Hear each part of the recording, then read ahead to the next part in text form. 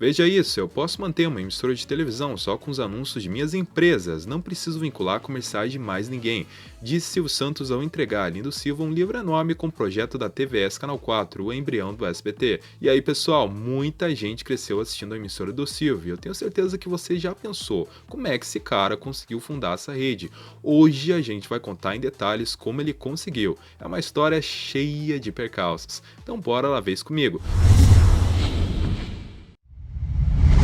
Para contar essa história, vamos usar como base o livro A Fantástica História de Silvio Santos do Arlindo Silva. É uma biografia que traz em detalhes como tudo isso aconteceu. O Silvio Santos, nos anos 70, já era uma figura conhecida por boa parte dos brasileiros, um empresário de muito sucesso. Na época, seu programa era transmitido pela Rede Globo. Desde os anos 60, ele já queria ter seu próprio canal de televisão. Em 1971, o primeiro contrato do Silvio com a Globo estava para terminar. Ele alugava 8 horas da programação e os executivos queriam dar um basta nisso.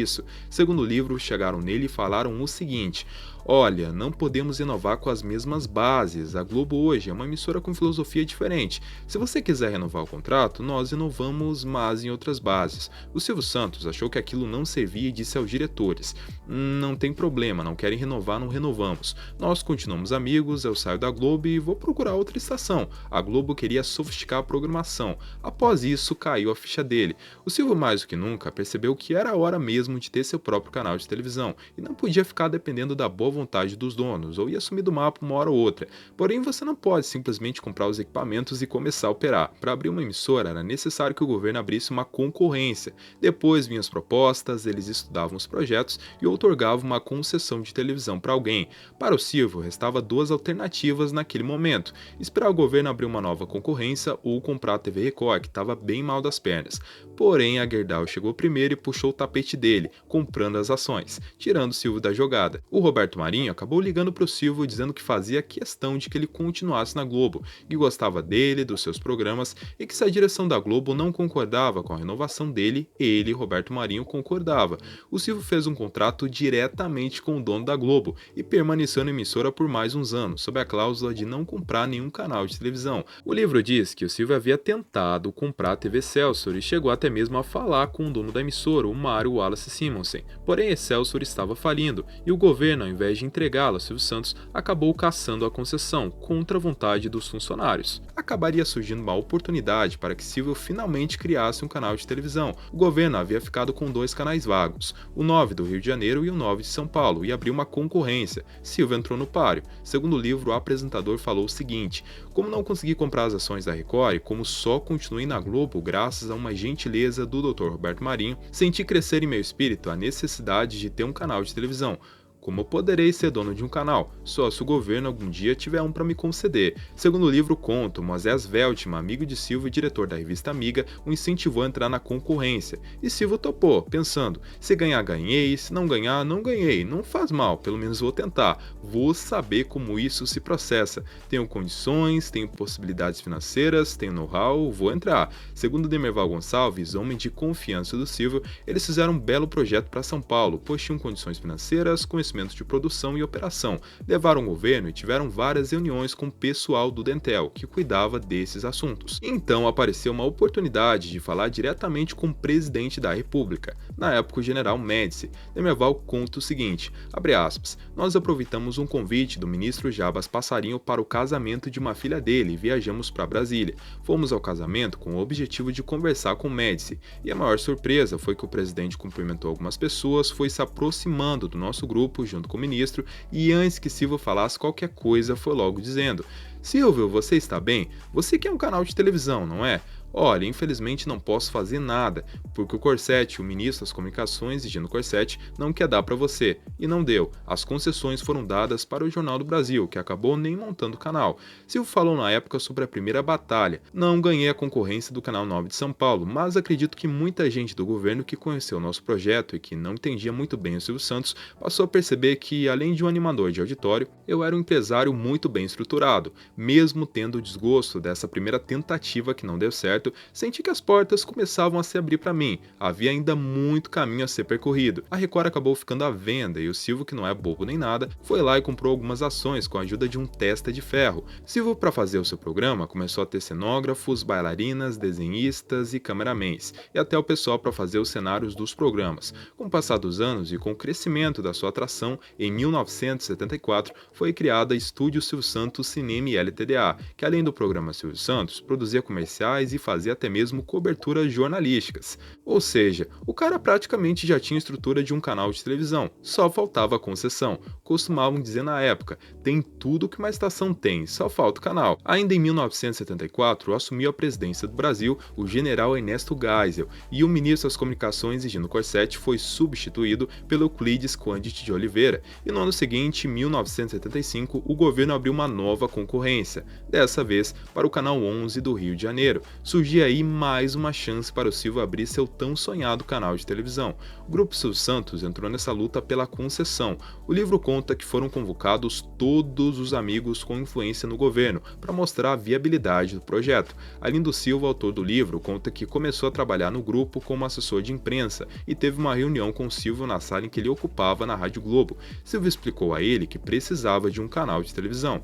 E o caminho para isso era o Golbery de Couto e Silva, chefe da Casa Civil da Presidência da República. Ele era uma pessoa muito importante na época. Arlindo tinha um amigo para fazer essa ponte, o Dr. Gabriel Richard, advogado e procurador do general. Arlindo recebeu pelas mãos do próprio Silvio o projeto de uma emissora. Ele descreve como um livro enorme, quase do tamanho de um dicionário. Silvio disse a ele: "Veja isso, eu posso manter uma emissora de televisão só com os anúncios de minhas empresas. Não preciso vincular comerciais de mais ninguém." Arlindo se encontrou com Gabriel Richard, que entregou o projeto ao Golbery. Eles haviam gostado da ideia das empresas do próprio grupo financiarem a televisão. Richard contou que a esposa do Golbery, chamada Dona Esmeralda, se tornou defensora da ideia de se dar um canal Silvio Santos. Na época havia uma grande torcida, tanto no meio artístico quanto na imprensa, para que Silvio recebesse uma concessão. Carlos Imperial, que costumava criticar o programa do Silvio, disse em sua coluna na revista Amiga, abre aspas, Silvio compra os horários das estações de TV e paga diretamente aos artistas. Nunca artista algum reclamou da falta de pagamento. Não trabalho, nunca trabalhei ou nem vou trabalhar para o Silvio Santos. Pelo contrário, minhas críticas em relação ao seu programa dominical nunca foram agradáveis. Mas justiça seja feita. Ele tornou-se um sinônimo de bom emprego e do trabalho compensador. Por favor, ministro Quandt de Oliveira, dê um presente de mãe para a filha ao artista brasileiro. Dê esse Canal 11 ao único empresário artístico que nos respeitou até hoje. Em nome de todos os artistas desse imenso Brasil, faço um apelo, ministro. Dê o Canal 11 a quem gosta da gente, o Silvio Santos.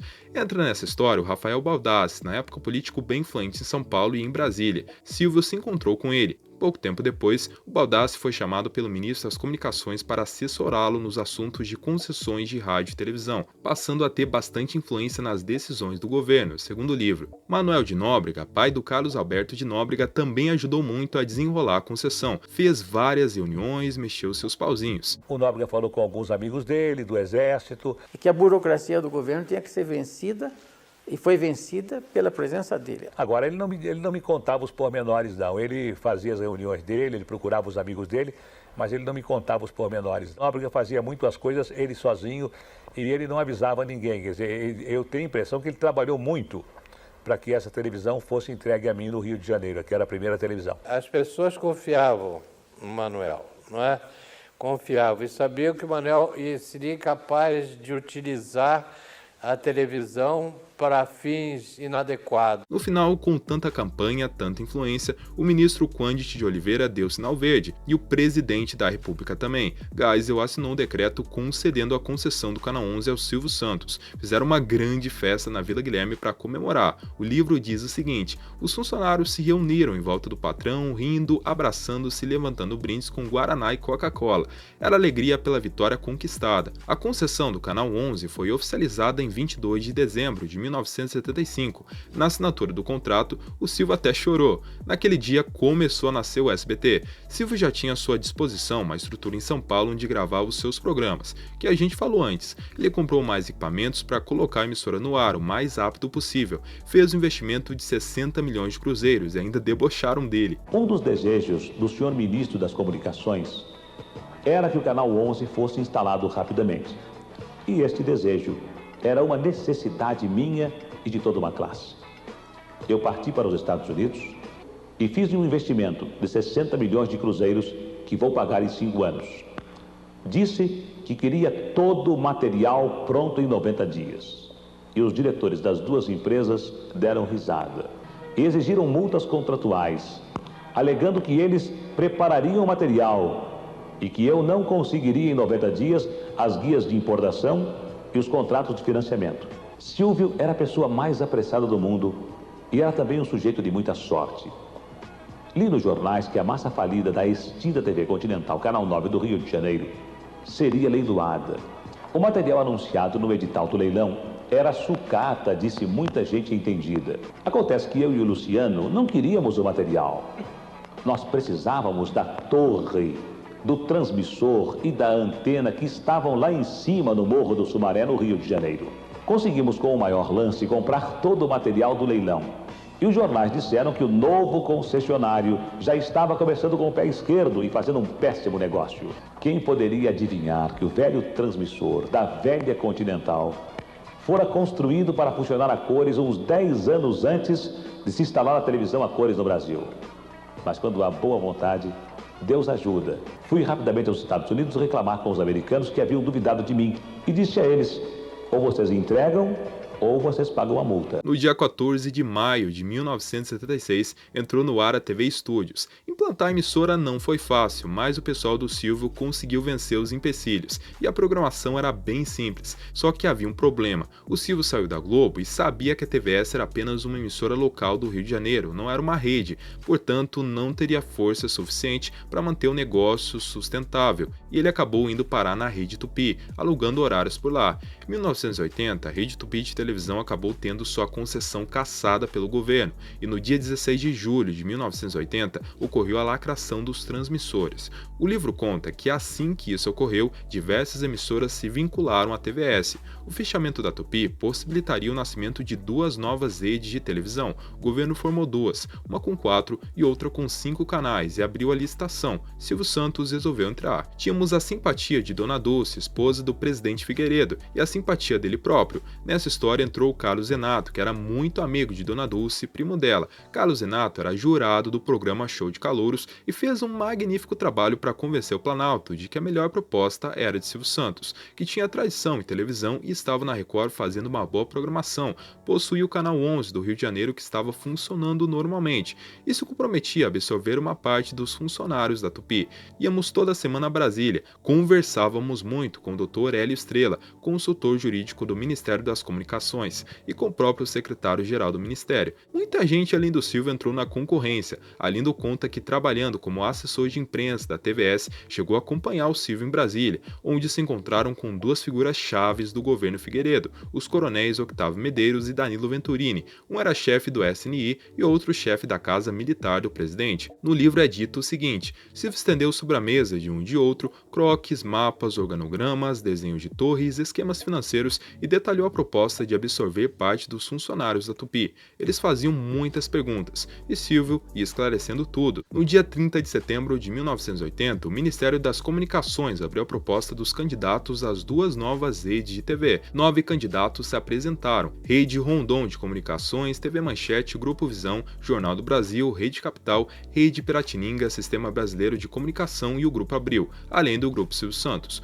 O livro diz que a batalha política, o jogo de influências a favor deste ou daquele concorrente, transparecia pelo noticiário dos jornais. Segundo os jornalistas, o Silvio Santos não era o favorito a ganhar a concessão. O livro diz o seguinte: por conta disso, Silvio fez uma pesquisa de opinião pública através do Ibope, perguntando às pessoas quem merecia ganhar a concessão, e ele era um dos favoritos. Mesmo com tudo isso, a decisão do governo não saiu rápido. O livro conta que o jogo de influências continuou ainda mais acirrado, e o presidente Figueiredo chegou a tomar uma decisão drástica e parou de receber no palácio qualquer pessoa ligada ligada aos grupos concorrentes. O livro diz, abre aspas, Silvio Santos decidiu simplesmente esperar, sonhando com seu canal em São Paulo, sonhando com a sua rede de televisão. Silvio fez o que pôde para tentar ganhar concessão, e no dia 25 de março de 1981, o então presidente da República, João Figueiredo, assinou o decreto concedendo a rede de 4 canais ao Grupo Silvio Santos. TV Tupi de São Paulo, TV Mirajoara de Belém, TV Piratini de Porto Alegre e a TV Continental do Rio de Janeiro. Essa última não faria parte do SBT, seria transformada na TV Corcovado